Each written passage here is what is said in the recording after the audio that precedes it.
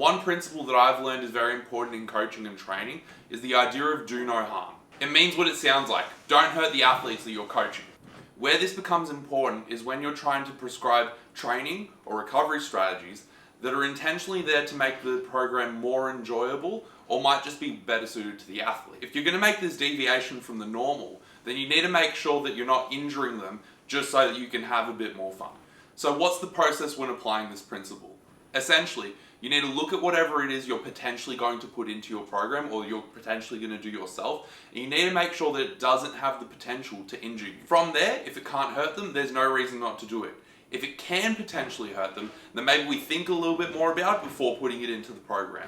If an athlete, for example, wants to roll a whole lot or use a massage gun prior to their sessions, regardless on how much this would actually help them, is as long as it makes them feel better, it's not going to hurt them, because we're not doing any harm. And likewise with training, if you love to finish off with a conditioning circuit, some extra bike, or just some extra core work, as long as it isn't messing with your weekly load or training, then there's no real reason not to do it.